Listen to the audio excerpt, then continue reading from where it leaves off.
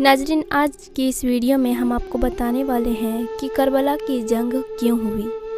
हज़रत अमीर मुआविया रज़ियल्लाहु ताला अन्हो के विशाल के बाद आपके बेटे यजीद को खिलाफत मिल जाती है। यजीद एक बदतरीन और बदबख्त शैतान था, शराबी था, ज़ानी था। यजीद को जब खिलाफत मिली तो यजीद समझ गया कि मेरी इस खिलाफत को हज़रत इमाम हुसैन रज़ियल्लाहु ताला अन्हो कभी कबूल नहीं करेंगे। इसीलिए यजीद ने मदीना मुनव्वर के गवर्नर वलीद बिन उतबा को ख़त लिखा कि हुसैन इब्ने अली, अब्दुल्लाह इब्ने उमर और अब्दुल्लाह इब्ने ज़ुबैर रज़ियल्लाहु ताला अन्हो मेरी बेत को माने, और अगर वो बेत को ना माने तो उन पर जुल्म सितम करना। इमाम हुसैन रज़ियल्लाहु ताला अन्हो ने यजीद की बैत करने से इनकार कर दिया, क्योंकि यजीद आपके नज़दीक मुसलमानों की इमामत और खिलाफत के हरगिज़ लायक नहीं था, क्योंकि आप जानते थे यजीद फाशी को फाजिद था, जानी था, शराबी था और जालिम भी था। इमाम हुसैन रज़ियल्लाहु ताला अन्हो मदीना शरीफ छोड़कर मक्का शरीफ तशरीफ़ ले आए। अब आपको मक्का शरीफ में कूफियों की ढेर सारे खत आने लगे। उन खतों में लिखा हुआ था, ए इमाम हुसैन, आप कूफा तशरीफ़ ले आइए, यहाँ पर यजीद का जुल्म सितम बढ़ता जा रहा है। हम आपसे ही बैत करेंगे, यजीद की बैत हमें हरगिज़ कबूल नहीं है। आपने हालत को समझने के लिए अपने भाई मुस्लिम बिन अकील रज़ियल्लाहु ताला अन्हो को ये कहकर कूफा भेजा कि जाओ जाकर वहाँ के हालात मालूम करो।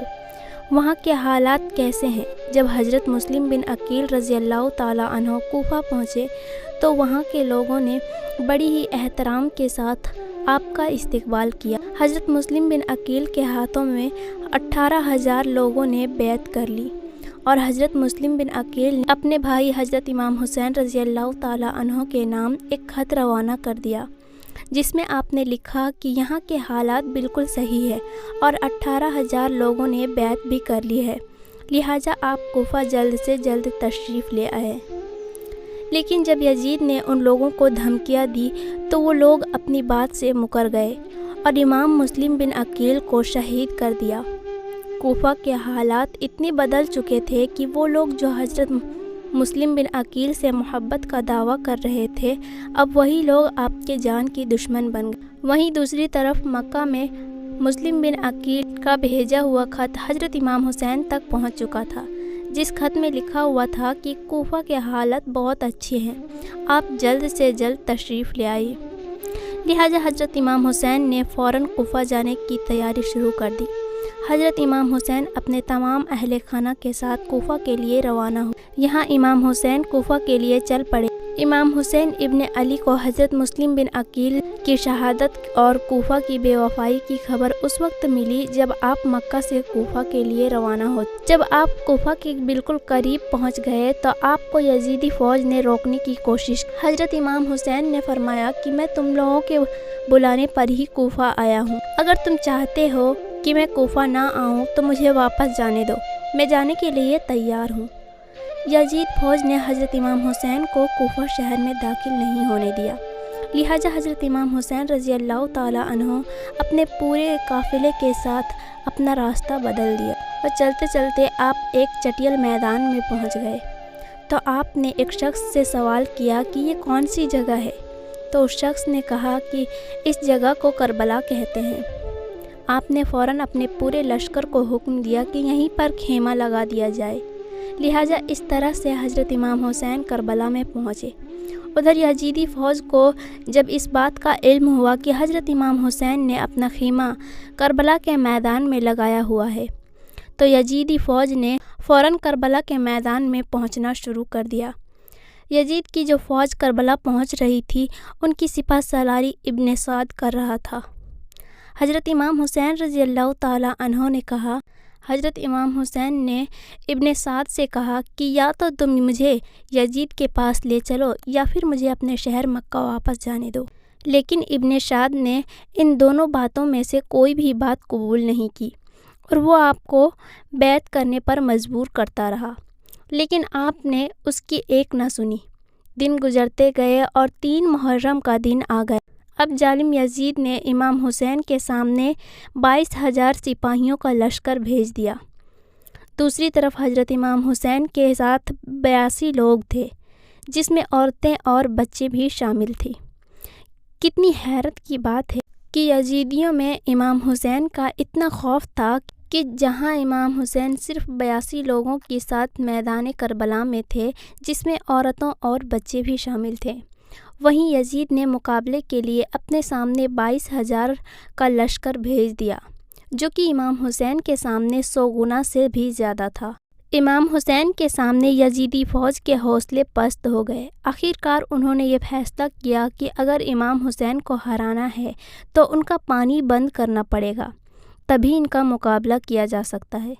دن گزرتے گئے اور 7 محرم کا دن آ گیا، اور 7 محرم کو ہی یزیدی فوج نے امام حسین کے قافلے والوں پر پانی بند کر دیا۔ آپ کو بتاتے چلیں کہ کربلا کے میدان میں پانی کا کوئی بھی انتظام نہیں تھا سوائے نہر فرات کے، لیکن 7 محرم کے دن نہر فرات کا پانی بھی حضرت امام حسین کے خیمے والوں کے لیے بند کر دیا گیا۔ حضرت امام حسین رضی اللہ تعالیٰ اور ان کے ساتھ موجود تمام جوان لوگ تو اس پیاس کو برداشت کرتے رہے، لیکن چھوٹے چھوٹے بچے اور عورتوں کا پیاس کی وجہ سے برا حال ہو رہا تھا۔ فوج یزید جو چاروں طرف سے امام حسین کے گھر والوں اور تمام ساتھیوں کو گھیرے ہوئے تھے، انہوں نے یہ طے کیا کہ اب 9 محرم کے دن امام حسین کو قتل کر دیا جائے گا۔ حضرت امام حسین نے حضرت عباس سے کہا، عباس جاؤ یزید کی فوج کے پاس اور اس سے کہو ہمیں ایک رات اللہ کی عبادت کرنے کے لیے دی جائے۔ جب حضرت عباس نے یزیدی فوج سے ایک رات کی مہلت کے لیے کہا تو انہوں نے آپ کی بات مان لی۔ جب تک 9 محرم کی تاریخ آئی تب تک امام حسین کو یہ یقین ہو چکا تھا کہ یزید کی فوج کا مقصد صرف اور صرف مجھے شہید کرنا ہے، اس کے علاوہ یزید تو کچھ بھی کرنے کے لیے تیار نہیں ہے۔ اس لیے حضرت امام حسین نے 9 محرم کی رات میں اپنی تمام خیمے والوں کو ایک جگہ پر اکٹھا کیا، اور آپ نے کہا کہ یہ بات تو طے ہو چکی ہے، یہاں پر موجود سبھی لوگ 1-2 دن کے اندر شہید ہو جائیں گے، اس لیے یہاں موجود آپ میں سے جو بھی ابھی واپس جانا چاہتے ہیں وہ جا سکتے ہیں۔ حضرت امام حسین نے فوراً خیمے میں جل رہے تمام دیوں کو بجھوا دیا اور اندھیرا کروا دیا، تاکہ جو بھی جانا چاہے وہ بے جھجک چل جائے۔ تھوڑی دیر بعد جب دیوں کو دوبارہ جلوایا گیا تو سارے کے سارے لوگ بیٹھے آنسو بہا رہے تھے، یعنی کہ کوئی بھی لوگ حضرت امام حسین کو چھوڑ کر نہیں جانا چاہتے تھے۔ آخرکار 10 محرم کا دن آیا اور حضرت امام حسین اور یزیدی فوج کے بیچ جنگ ہونا شروع ہو گئی۔ یہاں ایک طرف یزید کی بڑی فوج تھی تو وہیں دوسری طرف امام حسین کے ساتھ صرف 72 لوگ تھے۔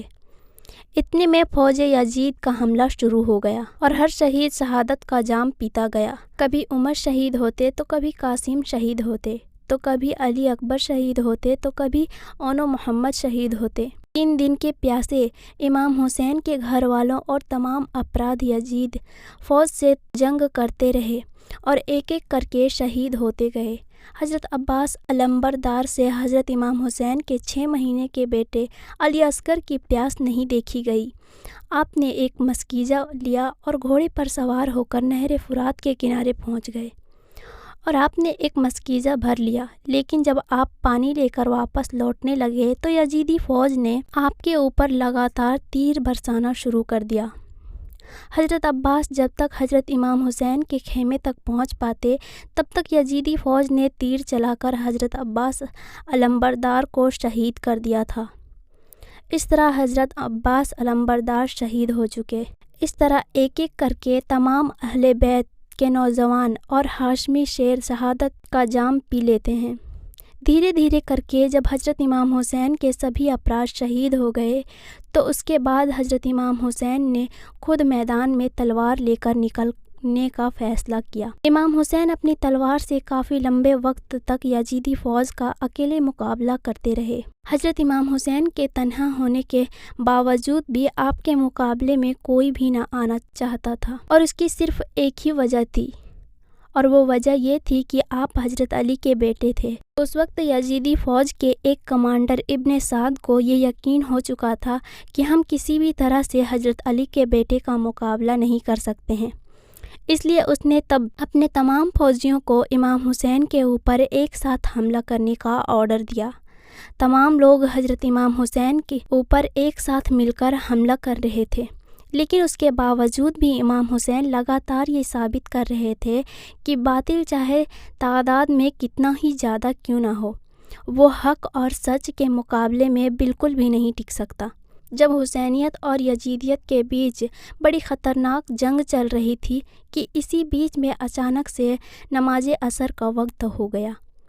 حضرت امام حسین نے ایسے مشکل وقت میں اور ایسے زخمی حالت میں بھی عصر کا نماز پڑھنے کا ارادہ کیا۔ آپ نے جیسے ہی نماز پڑھنا شروع کیا، یزیدی فوج کو وہ موقع مل گیا جس کا وہ لوگ ایک لمبے وقت سے انتظار کر رہے تھے، یعنی جیسے ہی حضرت امام حسین سجدے میں گئے، سمرجل جوشن نے آپ کی گردن پر تلوار چلا کر آپ کے سر کو جسم سے جدا کر دیا۔ حضرت امام حسین کی شہادت کے بعد یزیدیوں نے آپ کے سر مبارک کو نیزے پر رکھ کر پورے کوفہ میں گھمایا۔ آپ کے سر مبارک کو گلی گلی میں گھما کر جلوس نکالا گیا تھا۔ کربلا کی اس جنگ میں حضرت امام حسین کے گھر والوں میں سے صرف آپ کی ایک اولاد ہی بچ سکی تھی، جس کا نام حضرت زین العابدین تھا۔ اس کے علاوہ حضرت امام حسین کے گھر کے تمام عورتوں کو قیدی بنا کر کوفہ لایا گیا تھا۔ بھلے ہی اس دن امام حسین کو شہید کر دیا گیا تھا، لیکن آج بھی حضرت امام حسین پوری دنیا میں قیامت تک کے لیے زندہ ہے۔ یزید ڈوب گیا شام کے اندھیروں میں، حسین چمکے ہیں دنیا میں روشنی کی طرح۔ ناظرین، اگر آپ کو یہ ویڈیو پسند آئی ہو تو ویڈیو کو لائک کریں اور اپنے دوستوں میں شیئر کریں۔ ملتے ہیں پھر کسی اگلے ویڈیو میں، تب تک کے لیے خدا حافظ۔